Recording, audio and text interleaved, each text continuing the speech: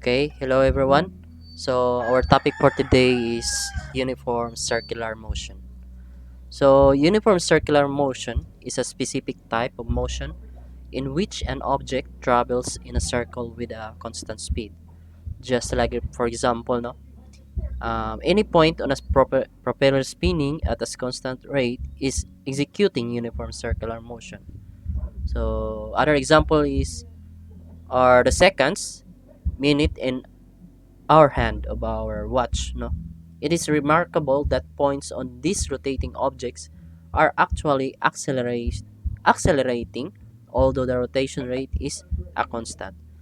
So to see this we must analyze the motion in terms of vectors. Okay, in centripetal acceleration in one-dimensional kinematics objects with a constant speed have zero acceleration. No?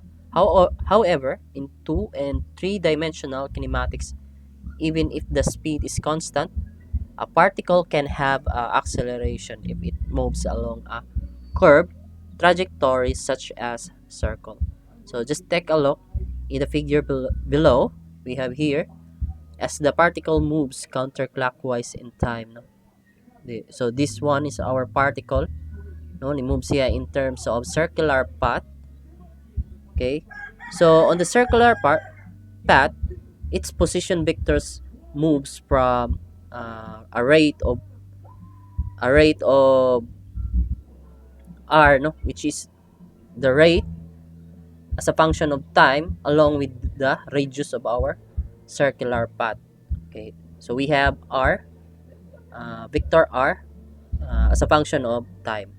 To final position, that is our magnitude of r, vector r, that is the function of our t, since ni-move naman siya. So we have the delta t plus delta t, no? So ni-increase yung time with the function of t plus delta t, with increment. This one is the increment of time, no? T plus delta t. So the velocity vector has constant magnitude and is tangent to the path changes as it changes from here. So our velocity here will changes from with a function of increment of time. So from the vector v tangent of to the tangent of our circular path to the changes from b function of t to v t plus the delta of t. Okay, so now since it is perpendicular to our r, here our magnitude here, so we can take as some triangle, no. So pwede nato siya ma-form as a triangle kaning mga magnitude ani nila from this tangent also here, no. So from the similar triangle, we can make the assertion, no, that is change of v over v, that is equal to our change of r over r. So change of v, we know that our change of v kani siya, or kani nga triangle is similar man siya ani nga triangle. So we can say that our change of v is directly proportional to our change of magnitude of r over the v, and that is equal to over r, no? So change of v over v is equal to change of r over r. Or let us say in terms of change of v, that is equal to v over r change of r. Okay, and we can find the magnitude of the acceleration, or what we call centripetal acceleration, from taking a limit, no.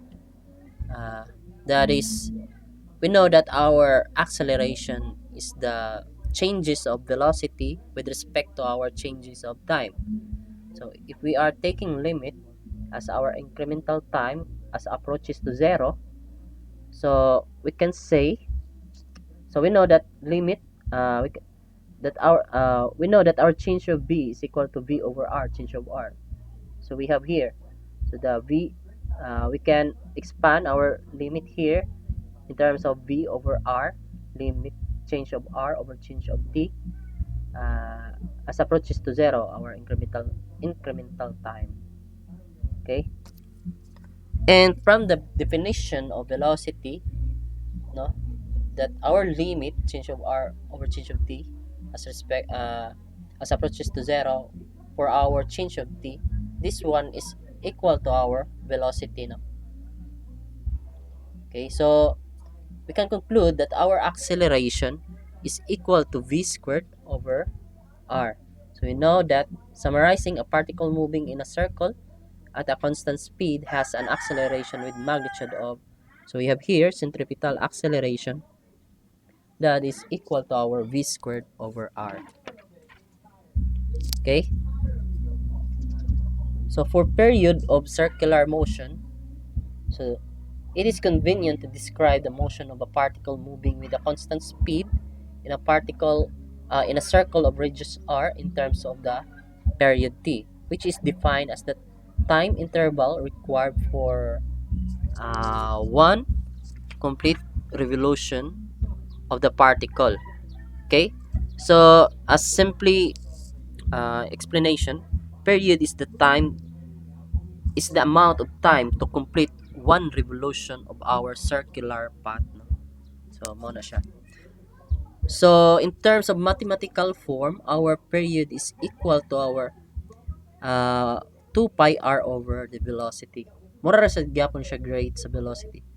So velocity, di ba, distance over time. So our time here is our period, no? And the distance nga dapat i-complete niya in one revolution is mo na ato ang circumference of our circular path. So period, so 2 pi r is the circumference of circular path, and we have the velocity. So t is equals to 2 pi r over v. So for angular speed, is the rate of changes po no, in terms of our angular or angle or angular, no, with respect to time. So 2 pi, so mura ni nato gi-ratio, no, ang usa ka revolution 2 pi over with respect to our period na makomplete niya ang one revolution. So 2 pi, we know that our t is equal to 2 pi r over velocity. Then nato i-reciprocal ang kaning equation. So our equation na for our omega is 2 pi times velocity over 2 pi r. And we know that 2 pi here will be cancel out, no. So ang maibili na lang uh, sa tuang equation is in terms of omega in relation with velocity in omega and our radius of our circle. So that is velocity is equal to omega times r. So linear velocity is equals to angular speed times the radius of our circular path. So we can express the centripetal acceleration of a particle in uniform circular motion in terms of angular speed by combining, so this equation, no, atong na create in here. So kani siya. Okay?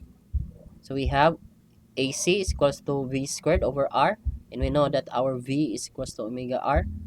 So now our AC DI is equal to omega R raised to 2 over R, or makancel out ning radius diri. Ang may bilin diri sa radius is R na lang. So we have omega squared times R, or meter per second squared. Okay, so let's have a sample problem. So what is the centripetal acceleration of the Earth as it moves in its orbit around the sun. We know naman, 'di ba, nga ang period niya nga mo makomplete makakomplete ang atoang Earth, makakomplete in one revolution, no? Ang atoang Earth is equal to our 1 year. That time mo na nga time, no, 1 year or 365 days, no? Okay, where our r here is the distance of our sun. So mo na yung constant value for measurement of our distance from the earth to the sun, no? That is 1.496 times 10 to the power of 11. So we know that our period here is 1 year is equals to 365 days. So in terms of seconds, so convert na to 24. In 1 day we have 24 hours, and 1 hour we have 3,600 seconds. So we have here the value for 1 year in terms of seconds, 3.15 times 10 to the power of 7. Okay, using this formula, no, nga atong na-derive in the uh, previous na itong discuss. So we have acceleration, centripetal acceleration, that is equal to our velocity. We have velocity squared over r, di ba? So our velocity, that is equal to our distance over time, or that is 2 pi r, this, or the circumference of our circular path, nga ang Earth nga nagmoves, no, in its orbit around the sun. So 2 pi r over t, we have period. Okay, so now kaning r nato dinhi ma-cancel out, di ba? So ang ma-equate sa atong centripetal acceleration is in terms of niyan. So 4 pi squared times r over t squared. So yan. Okay, we know that our r is 1.496 times 10 to the power of 11, and our t here is 3.15 times 10 to the power of 7 squared. So our centripetal acceleration is equal to 0.00595 meter per second squared. So for letter B, what is the angular speed of the Earth in its orbit around the sun? So angular speed, we have 2 pi, di ba? 2 pi over period. So 2 pi over 3.15 times 10 to the power of 7. So we have angular speed, that is 1.995 times 10 to the power of negative 7 rad per second. So medyo hinay jud kayo, no? That is raised to negative 7 iyang kuan, or we have 0.000 na kuan value. So hinay iyang pag move, or the angular speed, no, of the Earth in its orbit around the sun.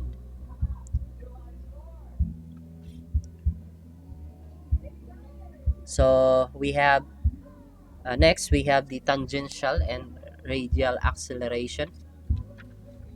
So in circular motion, it does not have to be at a constant speed.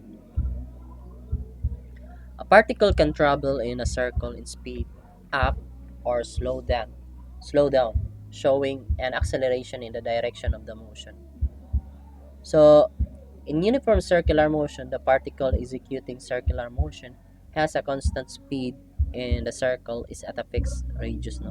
So if the speed of that particle is changing as well, then we introduce an additional acceleration in the direction of tangential, no, to the circle. So ato na siyang ma-illustrate niya pohon, and later on human sa akong explanation. So such accelerations occur at a point on a top that is changing its spin rate or any acceleration rotor. So in displacement, we showed that centripetal acceleration is the time rate of change of the direction of the velocity vector. So if the speed of the particle is changing, then it has a tangential acceleration, that is the time rate of change of the magnitude of the velocity. So in terms of mathematical mathematical form, we have acceleration tangential is equal to our dv over dt. So let us consider a more general motion that presented in the previous section. A particle moves to the right along a curved path and its velocity changes both in direction and in magnitude as described in figure below here. So we have the tangential. If our acceleration no, is changing with respect to time no from this curve kani siya. So naa na siya tangential acceleration no. And that is mag-usab-usab po na kung mausab po di iyahang position sa ato ang particle. We have here no point A, so lahi ang acceleration dire, lahi po na yung acceleration at point B, and lahi po na so at different position of our particle nga it passes through to this curve no, maglahi-lahi na yung tangential acceleration. So now but our acceleration r here r here is mao gyapon no, maglahi-lahi gyapon. It depends sa asa siya nakaposition sa atong curve. Okay? So the direction of tangential acceleration is tangent to the circle no kani. Whereas the direction of centripetal acceleration is radially and inward here. No? That is perpendicular to our tangential acceleration. That is inward no, toward the center of the circle. So a particle in circular motion with a tangential acceleration has a total acceleration. So as particle moves along the curved path, the direction of the total acceleration vector A changes from point to point. So we can write our total acceleration as the vector sum no, of the component vectors. So we have component vectors that is AT, tangential acceleration, and centripetal acceleration. So we have here A is equals to sum of the component vectors, so AR plus AT. Or that in terms of mathematical form, di natin a vector form, that is the square root of AT squared plus AR squared. No? So resultant. No? We can form an as right triangle here. No? Pwede siya kuha na ito ang total acceleration in terms of Pythagorean theorem. So sample problem number 4. A car leaves a stop sign and exhibit a constant acceleration of 0.3 meter per second squared parallel to the roadway. So the car passes over a rise in the roadway such that the top of the rise shaped like an arc of a circle of radius 500 meter. At the moment the car is at the top of the rise, its velocity vectors is horizontal and has a magnitude of 6 meter per second. What are the magnitude and direction of the total acceleration vector for the car at this instant? So let us say we have here the curve, no, that is in terms of arc of a circle, we have the radius 500 meter. So now we know that at this point no nga nakaposition na ato ang car, na siya ni occur nga centripetal acceleration and tangential acceleration. And we can compute our total acceleration no, since we have this mga given no, for our constant acceleration. We must compute muna sa atong centripetal acceleration. So we know that our centripetal acceleration is equal to v squared over r, di ba? So our v here is equal to 6 meter per second.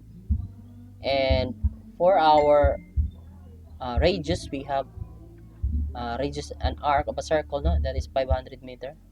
So we have v squared over r, that is 6 squared over 500, or equal to 0.072 meter per second. So this mo ni ato ang magnitude and our AT, or tangential acceleration, is equal to 0.30 meter per second squared. So using our Pythagorean theorem, to get the total acceleration vector, so A is equals to square root of AR squared plus AT squared. Then substitute our ER, 0.072 squared plus 0.3 squared. So our A here is 0.3085 meter per second squared. Okay, so that's all for our discussion for uh, circular motion, no? Uniform circular motion, tangential acceleration, and the centripetal acceleration. Okay, so in the next section we will discuss the force, or the three law of Newton's, no. Okay, so now for now that i-end sa nato ang discussion here, and thank you for your listening, and have a nice day.